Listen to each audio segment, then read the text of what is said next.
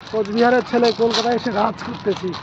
এই যে দেখো ভিক্টোরিয়া মেমোরিয়াল আমার একদম পিছে। কেউ করতে করতে মোবাইলটা হয়ে গেছে গরম, এটার মধ্যে এখন ঢালবো জল। হ্যালো ভাই লোক, welcome to back my channel মনে6। আজকে যাচ্ছি আমরা কলকাতা টাউনটা একটু ঘুরতে। আমার সাথে আমার ভাই আর আমাদের দাদা, এই আমাদেরকে নিয়ে ঘুরবে। তো চলো, 2019 থেকে শুধু স্বপ্নই দেখি কলকাতা আসার জন্য। ফাইনালি 2024 এসে পৌঁছাইলাম। ব্যস্ততার শহর শহর কলকাতা। দেখো ভাই কলকাতার ভিড়, কলকাতার আবেগের গাড়ি এই হলুদ ট্যাক্সি, উঠবো এটাতে। চলে আসলো আমাদের বুক করা গাড়ি, এই গাড়িতে করেই ঘুরবো আজকে। তে ওঠার পরে যে ভিউ দেখতে পেলাম, ভিডিও না করে আর থাকতে পারলাম না। এত সুন্দর ভিউ, কত সুন্দর রাস্তা, আর রাস্তার ধারে বিল্ডিংগুলো, খুব উঁচু উঁচু বিল্ডিং। আলাদাই একটা ফিলিং কাজ করতেছিল, সত্যি বলতেছি। এমন রোড ভিউ, এত সুন্দর ভিউ কখনোই দেখিনি আমি। এমনি এমনি কলকাতাকে সিটি অফ জয় বলা হয় না। এই ভিউগুলো দেখুন ভাই লোক, সত্যি বলতেছি, সুন্দরের কোনো তুলনা হয় না। আর এই উঁচু বিল্ডিংটা, ও মাই গড, কি বলবো, বলার মতো কোনো ভাষাই খুঁজে পেলাম না।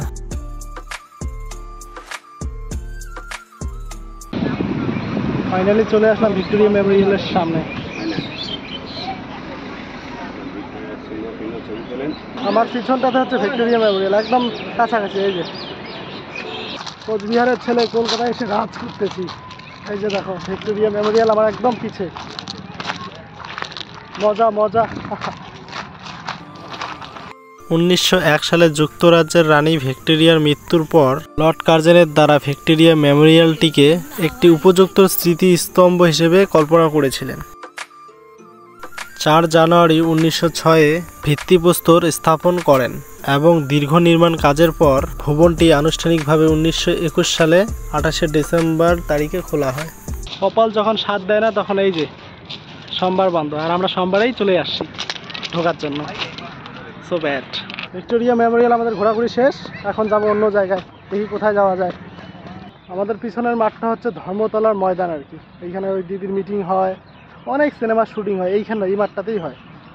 দেব থেকে শুরু করে, সোহম থেকে শুরু করে, জিৎ থেকে শুরু করে সব মহান তারকাগুলো এখানেই শুটিং করে তাদের বাংলা সিনেমাগুলোর আর কি।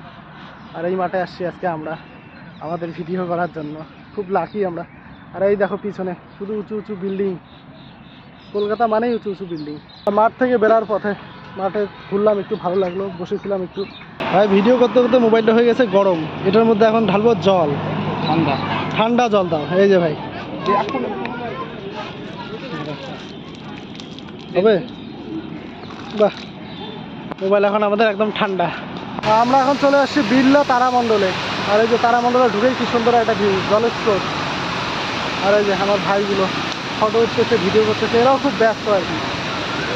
ভিউ ভিউ গাইস, ভিউটা খুব সুন্দর। জল কিন্তু এইসব জল বাইরে হচ্ছে, খুব সুন্দর দেখতে। আর বিড়লা তারামণ্ডলের শো একটুর জন্য মিস করলাম, সেটা হচ্ছে 6টার দিকে, আর আমরা ঢুকছি 5টা 10 মিনিটে। তো 50 মিনিট এখন আমাদেরকে বসে থাকতে হবে এখানে দাঁড়িয়ে রয়ে শোটা দেখবো আর কি। শোটা এটাই দেখাবে যে সূর্য কীভাবে ওঠে, কীভাবে ডোবে, পৃথিবীর পাশে কোন গ্রহ আছে, এইসবই দেখাবে। আমরা বিগ ওয়েটিং করতেছি এটা দেখার জন্য। আর এটা হচ্ছে বিড়লা তারামণ্ডলের আকাশ আর কি, এর ভিতরে আকাশ দেখাবে, অনেক কিছুই দেখাবে। যদি ভিডিও করতে দেবে অবশ্যই ভিডিও করে দেখাবো। এখন হচ্ছে আমাদের টিকিট কাটার পালা, টিকিট কেটে ভিতরে ঢুকবো। চলে আসলাম এই যে ভিতরে, এটা হচ্ছে আকাশ, এইখানেই দেখাবে সব কিছু। সিট ক্যাপাসিটি, অন্ধকার তো ঠিক বোঝা যাচ্ছে না। তো আমাদের শো শেষ হয়ে গেল, আর ভিতরে ভিডিও করার পারমিশন ছিল না বলে ভিডিও করতে পারিনি। Kolkata the city of joy, খুব সুন্দর সুন্দর ভিউ।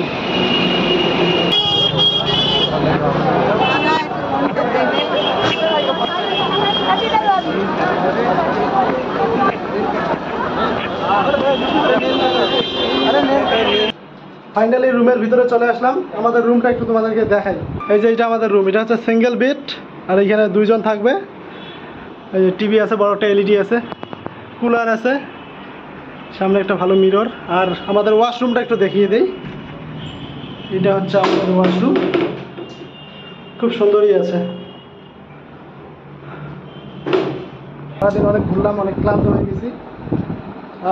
এই 42 ডিগ্রি রোদের মধ্যে ভিডিও করলাম শুধুমাত্র তোমাদের জন্যই। তো তোমাদের একটাই কাজ, ভিডিওটাতে লাইক করো, কমেন্ট করো, শেয়ার করো, আর চ্যানেলে নতুন হলে অবশ্যই চ্যানেলটিকে সাবস্ক্রাইব করে পাশে থাকো। বাই।